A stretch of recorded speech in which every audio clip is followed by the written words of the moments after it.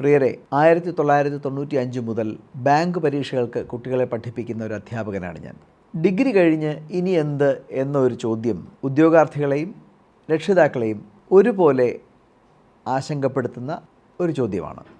Degree കഴിഞ്ഞാലുള്ള സാധ്യതകൾ എന്താണ്? പൊതുമേഖലാ ബാങ്കുകളിലും ഗവൺമെൻറ് ജോലികളിലും ഒക്കെയുള്ള സാധ്യത എന്താണ്? അതിൽ തന്നെ ബാങ്ക് പരീക്ഷയുടെ പ്രത്യേകത എന്താണ്? ഇതൊക്കെയാണ് ഈ വീഡിയോയിൽ ഇന്ന് ഞാൻ സംസാരിക്കാൻ ഉദ്ദേശിക്കുന്നത്.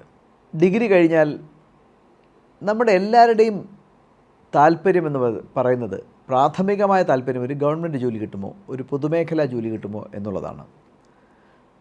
രണ്ടാമതാണ് മറ്റ് ഓപ്ഷൻസിന് പോകുന്നത്. തീർച്ചയായിട്ടും ഉന്നത വിദ്യാഭ്യാസത്തിന് പോകുന്ന ഒരു കാറ്റഗറി ഉണ്ട്. അക്കാഡമിക് ബ്രില്യൻസ് തേടി പോകുന്ന ഒരു കാറ്റഗറി ഉണ്ട്. ഗ്രാജുവേഷൻ കഴിഞ്ഞാൽ ഓട്ടോമാറ്റിക്കലി പോസ്റ്റ് ഗ്രാജുവേഷന് പോകുന്ന ഒരു കാലഘട്ടം ഉണ്ടായിരുന്നു. പക്ഷേ ഇപ്പോൾ കുറച്ചുകൂടെ പ്രായോഗികമായി ചിന്തിക്കുന്ന വിദ്യാർത്ഥികളും രക്ഷകർത്താക്കളുമാണുള്ളത്. ഗ്രാജുവേഷൻ കഴിഞ്ഞു, ഇനിയൊരു ജോലിയാണ് വേണ്ടത്. അപ്പോൾ പ്രഥമ പരിഗണന എപ്പോഴും ഒരു ഗവൺമെൻറ് ജോലി കിട്ടുമോ, ഒരു പൊതുമേഖലാ ജോലി കിട്ടുമോ എന്നുള്ളത് തന്നെയാണ്. ഗവൺമെൻറ് ജോലിയാവട്ടെ പൊതുമേഖലാ ജോലിയാവട്ടെ, അത് നേടണമെങ്കിൽ ഒരു ആപ്റ്റിറ്റ്യൂഡ് ടെസ്റ്റ് നടത്തി ആണ് സെലക്ട് ചെയ്യുന്നത്. ഈ ആപ്റ്റിറ്റ്യൂഡ് ടെസ്റ്റിലെ വിജയം ഒരിക്കലും ഒരു ഭാഗ്യ പരീക്ഷണമല്ല, നന്നായി പഠിച്ചാൽ മാത്രമേ കിട്ടുള്ളൂ. വിവിധ റിക്രൂട്ട്മെൻറ്റ് ഏജൻസികളുണ്ട്. SSC staff selection commission, railway recruitment board, അതുപോലെ IBPS institute of banking personnel selection, ഇങ്ങനെ വിവിധ റിക്രൂട്ട്മെൻറ്റ് ഏജൻസികളുണ്ട്. ഒരു വർഷം ഗവൺമെൻറ് പൊതുമേഖലയിൽ, കേന്ദ്ര ഗവൺമെൻറ് പൊതുമേഖലകളിൽ എത്ര വേക്കൻസിയാണ് വരുന്നതെന്നറിയാമോ? ഏതാണ്ട് 1,70,75,000 വേക്കൻസികളാണ് ഓരോ വർഷവും ഉണ്ടാകുന്നത്.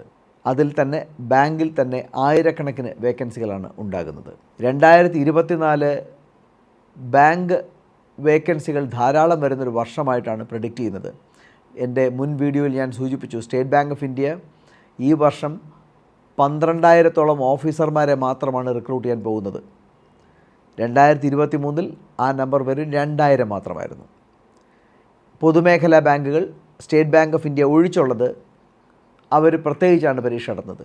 നല്ലൊരു വേക്കൻസി അവിടെയും വരും. Regional rural bank already vacancy announce ചെയ്ത് കഴിഞ്ഞു. കേരള ഗ്രാമീൺ ബാങ്ക് അനൗൺസ് ചെയ്ത് കഴിഞ്ഞു.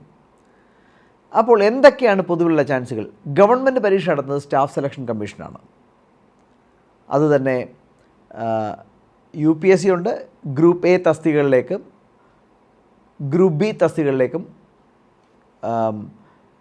UPSC ആണ് നടത്തുന്നത്. IAS, IFS എന്നൊക്കെ പറഞ്ഞുള്ള പരീക്ഷകൾ, ഗ്രൂപ്പ് A പൊസിഷൻസ്. എന്നാൽ നോൺ ഗസറ്റഡ് റാങ്കിലേക്കുള്ള ഗവൺമെൻറ് ഓഫ് ഇന്ത്യ ഉദ്യോഗസ്ഥന്മാരെ തിരഞ്ഞെടുക്കുന്നത് സ്റ്റാഫ് സെലക്ഷൻ കമ്മീഷൻ്റെ പരീക്ഷകൾ വഴിയാണ്. ഇതിൽ കയറി കൂടുന്നവർക്ക് ഗസറ്റഡ് റാങ്കിലേക്ക് വരാൻ ആകും. റെയിൽവേ റിക്രൂട്ട്മെൻറ്റ് ബോർഡ്, റെയിൽവേയിലുള്ള വിവിധ തസ്തികകളിലേക്കുള്ള അഡ്മിനിസ്ട്രേറ്റീവ് അല്ലെങ്കിൽ അവരുടെ മറ്റ് തസ്തികകളിലേക്കുള്ള ഉദ്യോഗാർത്ഥികളെ തിരഞ്ഞെടുക്കുന്നത് റെയിൽവേ റിക്രൂട്ട്മെൻറ്റ് ബോർഡാണ്.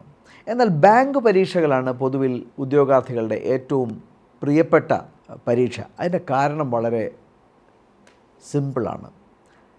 എന്ന് പരീക്ഷ നടക്കും, എത്ര വേക്കൻസിക്കാണ് വിളിക്കുന്നത്, എന്ന് റിസൾട്ട് വരും, ഇതൊക്കെ സുനിശ്ചിതമാണ്. ഇതാണ് ബാങ്ക് പരീക്ഷകളുടെ അട്രാക്ഷൻ. പിന്നെ നല്ലൊരു ഓൾ ഇന്ത്യ സർവീസാണ്, സോഷ്യലി അക്സെപ്റ്റബിളായൊരു ജോലിയാണ്, നല്ല പേയ്മെൻറ്റാണ്, ശമ്പളമായി റെമ്യൂണറേഷനാണ് കിട്ടുന്നത്, മറ്റ് ധാരാളം ആനുകൂല്യങ്ങളുണ്ട്. ഇതെല്ലാമാണ് ബാങ്ക് പരീക്ഷയെ, ബാങ്ക് ജോലിയെ അട്രാക്റ്റീവ് ആക്കുന്നത്. ഈ ബാങ്ക് പരീക്ഷകൾ നടത്തുന്നത് അതുതന്നെ പൊതുമേഖലാ ബാങ്കുകളുണ്ട്, പ്രൈവറ്റ് ബാങ്കുകളുണ്ട്, ട്രഡീഷണൽ പ്രൈവറ്റ് ബാങ്കുകൾ. ഇവിടെ രണ്ടിടത്തും ജോലി നമുക്ക് ലഭിക്കും. പൊതുമേഖലാ ബാങ്കുകൾ എന്ന് പറയുമ്പോൾ സ്റ്റേറ്റ് ബാങ്ക് ഓഫ് ഇന്ത്യ, വിജയ ബാങ്കിൽ പോലുള്ള Canara bank, union bank, bank of Baroda, ഇതെല്ലാമാണ് പൊതുമേഖലാ ബാങ്കുകൾ എന്ന് പറയുന്നത്. ഇതിൽ സ്റ്റേറ്റ് ബാങ്ക് ഓഫ് ഇന്ത്യ പ്രത്യേകിച്ചാണ് പരീക്ഷ നടത്തുന്നത്. അവരുടെ ക്ലറിക്കൽ ഓഫീസേഴ്സ്, സ്പെഷ്യലിസ്റ്റ് ഓഫീസേഴ്സ് തസ്തികകളിൽ അവർ പ്രത്യേകിച്ചാണ് പരീക്ഷ നടത്തുന്നത്. പൊതുമേഖലാ ബാങ്കുകൾ, മറ്റു പൊതുമേഖലാ ബാങ്കുകൾ അവരെല്ലാവരും കൂടെ ചേർന്നാണ് നടത്തുന്നത്. അതുതന്നെ ഓഫീസർ തസ്തിക, ക്ലറിക്കൽ തസ്തിക, ഇങ്ങനെ. ഇതിന് എല്ലാം ഉപരിയായി റീജിയണൽ റൂറൽ ബാങ്ക്സ് അവർ പരീക്ഷ നടത്തുന്നു. അത് ഓൾറെഡി ഈ വർഷത്തെ അനൗൺസ്മെൻറ്റ് വന്നു കഴിഞ്ഞു. ജൂൺ 27 പരീക്ഷയ്ക്ക് അപേക്ഷിക്കാനുള്ള അവസാന തീയതി. ഞാനൊരു വീഡിയോ ഇതുമായി ബന്ധപ്പെട്ട് ചെയ്തിരുന്നു. അതിലും ധാരാളം വേക്കൻസികൾ, ഏതാണ്ട് 10,000-ഓളം വേക്കൻസിയാണ് റീജിയണൽ റൂറൽ ബാങ്കിൽ അനൗൺസ് ചെയ്തിരിക്കുന്നത്. എന്നാണ് പരീക്ഷ നടക്കാൻ പോകുന്നത്, എന്നാണ് പ്രിലിംസ്, എന്നാണ് മെയിൻസ്, എന്നാണ് ജോബ് കാർഡ് കിട്ടുന്നത്, അല്ലെങ്കിൽ എന്നാണ് ഇൻ്റർവ്യൂ, ഇതെല്ലാം ഓൾറെഡി പ്ലാൻഡ് ആണ്. അപ്പോൾ 2025 തുടക്കത്തിൽ തന്നെ ഒരു ജോബ് കാർഡ് കയ്യിൽ കിട്ടാൻ 2024 പരീക്ഷകളിലൂടെ നിങ്ങൾക്ക് സാധ്യമാകും. പക്ഷേ നന്നായി പഠിച്ചേ പറ്റൂ. ഒരു വർഷത്തിൻ്റെ 2ാം പകുതിയിലാണ് ബാങ്ക് പരീക്ഷകളെല്ലാം തന്നെ ഷെഡ്യൂൾ ചെയ്തിരിക്കുന്നത്. പലപ്പോഴും നമ്മളുടെ കുട്ടികൾക്കുണ്ടാകുന്ന ഒരു പോരായ്മ എന്ന് പറയുന്നത് നോട്ടിഫിക്കേഷൻ വന്നു കഴിയുമ്പോഴാണ് അവർ പരിശീലനം തുടങ്ങുന്നത്. അത് പാടില്ല. Anticipate future exams and start the preparation early. Early birds catch the വേം. പകലുണരുന്ന പക്ഷികൾക്കാണ് ഭക്ഷണം എന്തെങ്കിലും തിന്നാൻ കിട്ടുന്നത്. അതുകൊണ്ട് നേരത്തെ പഠിച്ചു തുടങ്ങുക. അതുതന്നെ സിസ്റ്റമാറ്റിക്കായിട്ട് പഠിക്കുക. പരീക്ഷയുടെ സിലബസിനുള്ളിൽ നിന്നുകൊണ്ട് സിസ്റ്റമാറ്റിക്കായിട്ട് പഠിക്കുക. ബാങ്ക് പരീക്ഷയുടെ ഇതേ പാറ്റേണിലാണ് ഇൻഷുറൻസ് പരീക്ഷകൾ. ബാങ്ക് പരീക്ഷ ആവട്ടെ, SSC ആവട്ടെ, റെയിൽവേസ് ആവട്ടെ, ഈവൻ PSC എക്സാംസ് ആവട്ടെ, ഇതിനകത്തെല്ലാം കണക്ക്, ഇംഗ്ലീഷ്, റീസണിങ്, പൊതുവിജ്ഞാനം, ജനറൽ അവയർനെസ്, ഇക്കാര്യങ്ങളാണ്. ബാങ്ക് പരീക്ഷയ്ക്ക് പഠിച്ചാൽ മറ്റെല്ലാ പരീക്ഷകൾക്കും ഏതാണ്ട് നല്ലൊരു ബേസ് ആകും. ചെറിയ വ്യതിയാനം മാത്രമാണ് മറ്റു പരീക്ഷകൾ തമ്മിലുള്ളത്. അതികഠിനമായി പഠിക്കുകയാണെങ്കിൽ ഒരു ജോലി ഉറപ്പാക്കാൻ പറ്റും. ഞങ്ങളുടെ വിദ്യാർത്ഥികൾ ഏതാണ്ട് 14,000-ൽ പരം ആൾക്കാർ വിവിധ ബാങ്കുകളിൽ, പൊതുമേഖലാ സ്ഥാപനങ്ങളിലും ഗവൺമെൻറ്റിലുമായിട്ട് വർക്ക് ചെയ്യുന്നു. അമാനുഷികമായ കഴിവുള്ളവരായിരുന്നില്ല ഇവരാരും. പക്ഷേ അവരുടെ കഴിവുകൾ അവർ ഈ പരീക്ഷ വിജയിക്കുന്നതിലേക്കായി നന്നായി ചെലുത്തിയെന്നതാണ് അവരുടെ വിജയ കാരണം.